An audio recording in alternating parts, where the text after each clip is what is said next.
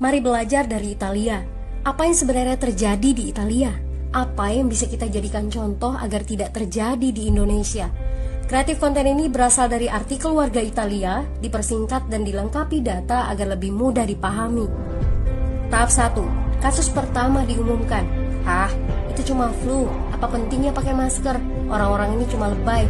Saya kan sehat, gak bakal ketularan. Gak usah panik lah. Tahap 2. Jumlah positif COVID-19 mulai naik signifikan.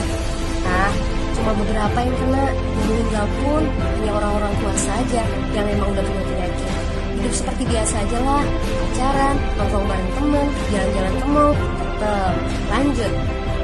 Tahap ketiga, jumlah kasus meningkat dengan cepat, berlipat ganda dalam 1 hari. Tingkat kematian pun bertambah. 7 Maret, lebih dari 5.000 kasus positif COVID-19. Zona merah diberlakukan di Italia. Wilayah yang dikarantina hampir 25% dari luas Italia. Sekolah dan universitas tutup, tapi tempat kerja, bar, dan restoran masih buka. Sementara itu, 75% wilayah lain masih menganggap enteng COVID-19. Anjuran mencuci tangan ada di mana-mana, tapi sekadar anjuran dan tak banyak yang melakukan.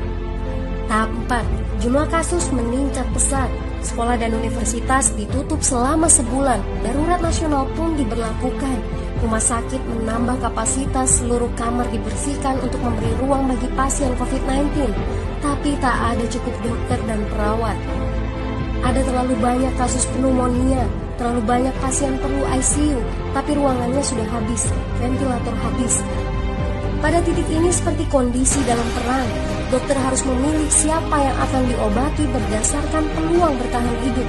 Itu berarti pasien lanjut usia dan punya penyakit bawaan seperti hipertensi, diabetes, stroke tidak masuk prioritas karena tidak ada lagi ruang. Sistem layanan kesehatan seketika runtuh. Tahap 5. 9 Maret mencapai lebih dari 9.000 kasus. Seluruh kota Italia lockdown. Orang-orang bisa pergi hanya untuk keperluan darurat dan dalam pengawasan ketat. Semua bisnis masih dibuka karena jika tidak, ekonomi akan runtuh. Itu kebijakan pemerintah. Mulai ada ketakutan, orang-orang mulai memakai masker dan sarung tangan. Tapi tetap saja, ada anak-anak yang merasa jagoan, masih ingin uji nyali. Pergi ke restoran rame-rame, hangout bareng, minum-minum dan lain sebagainya. Tahap 6. 2 hari kemudian pemerintah Italia berubah pikiran. Semua bisnis harus tutup, bar, restoran, pusat perbelanjaan, semua jenis toko, kecuali supermarket dan apotek. Penyebabnya, karena dalam sehari yang positif bertambah lebih dari 2.000 kasus. Penduduk yang mau keluar rumah harus mendapat surat izin. Surat izin ini didapatkan dari pos pemeriksaan polisi yang disebar di berbagai lingkungan. Yang melanggar bisa kena denda 3,3 juta rupiah. Bagi pasien positif yang tidak mau mengkarantina diri, bakal dituntut dengan pasal pembunuhan, hukuman 1-12 tahun penjara. 21 Maret jumlah korban meninggal di Italia terus meningkat melampaui Cina. Sebagai gambaran, luas Italia itu kurang lebih 2 kali Pulau Jawa. Penduduknya lebih dari 60 juta jiwa. Lalu apa yang harus kita pelajari dari Italia? Yuk, mulai dari diri sendiri, mulai dari di rumah aja. Jaga kebersihan lalu isolasi diri dan keluarga. Tidak keluar rumah kecuali sangat penting. Ini saatnya memulai solidaritas. Yang mampu harus mulai membantu yang tidak mampu. Ini adalah bentuk usaha dan doa kita semua. Semoga badai corona ini segera berlalu. Mari memulai kekompakan dengan membagikan informasi ini. Di rumah aja, mari belajar dari Italia.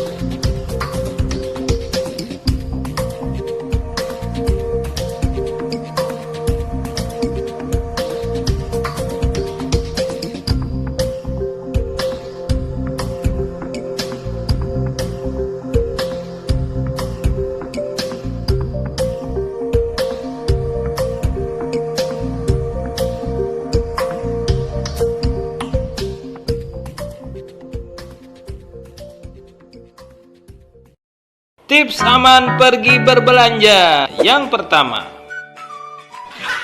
pakai baju hazmat atau jas hujan? Nggak usah. Pakai pakaian biasa aja. Yang kedua, gunakan masker. Masker yang seperti ini juga udah cukup kok. Masker medis? Nggak perlu lah, kan cuma ke pasar. Yang ketiga, bawa hand sanitizer atau tisu basah agar tangan kamu tetap steril. Yang keempat, jangan lupa bikin list belanjaan kamu supaya kamu bisa menghemat waktu dan pulang lebih cepat. Yang kelima, jangan lupa cuci tangan sebelum dan sesudah pergi belanja ya. Yang keenam, yang paling penting adalah jangan lupa bawa duit. Karena tanpa duit kamu nak beli apa?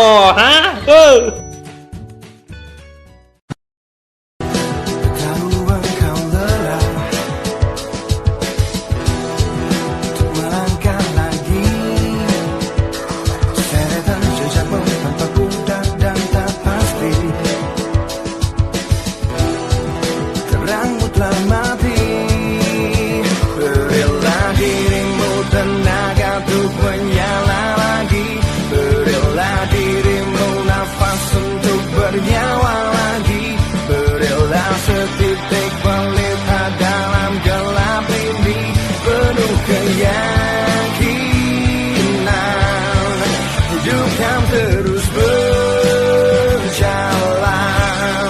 lebarkan sayapmu terentang, dan cobalah terbang untuk menggapai bentang, raihlah semua impian. Kurva yang melengkung habis ini artinya suatu saat wabah ini akan berhenti. Nah, garis ini mewakili kapasitas rumah sakit dan tenaga kesehatan. Jadi semua yang di bawah garis ini kemungkinan besar akan dirawat, tapi yang di atas garis ini kemungkinan besar kesulitan dan bahkan meninggal dunia. Nah, tugas kita adalah membuat kurvanya tuh nggak terlalu melonjak tinggi, sehingga semua orang yang sakit bisa masuk ke dalam rumah sakit dan ditangani oleh petugas kesehatan. Jadi gimana caranya membuat kurva ini menjadi landai? Orang itu sakit nularin orang lain. Nah, orang yang sudah sembuh, tubuhnya jadi punya imunitas, sehingga kemungkinan dia tertular lagi itu kecil atau hampir nggak ada. Sehingga caranya sebuah wabah apapun itu dari zaman dulu berhenti adalah ketika cukup banyak orang kena virusnya, lalu menjadi imun sehingga virusnya nggak bisa punya orang untuk ditularin lagi. Nah, kenapa selama ini kita perlu banget namanya social distancing atau ngejauhin diri? Animasi ini bagus banget. Ini contoh kalau semua orang bergerak bebas seperti biasa, nggak ada pikiran, semua tetap pergi konser, pergi jalan-jalan. Ini akan terjadi. Satu orang akan menularkan semua orang berbarengan, dan itu yang berbahaya. Seperti tadi kita ngelihat kurvanya ya. Pada akhirnya akan lewat dan pada akhirnya semua orang akan sembuh. Tapi karena kurvanya tinggi, banyak orang akan mati dalam prosesnya. Nah, yang terjadi di Cina dengan adanya lockdown, ditutup, membuat orang tidak sakit sekaligus berbarengan. Jadi kurvanya lebih landai kalau kalian lihat, sehingga memberi waktu untuk orang-orang menjadi sembuh dan akhirnya bisa melandaikan kurva. Nah, sekarang kita lihat kalau kita lakukan namanya social distancing, yaitu kalau nggak harus banget nggak usah pergi keluar, kalau nggak penting-penting banget nggak usah ketemu temen, nggak usah ada social function, semuanya ditunda dulu. Kita lihat apa yang terjadi.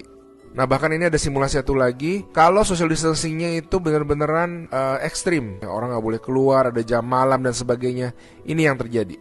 Kita lihat beda banget kan. Jadi ada orang yang akan tetap sakit, tapi mereka bisa masuk rumah sakit dan dirawat.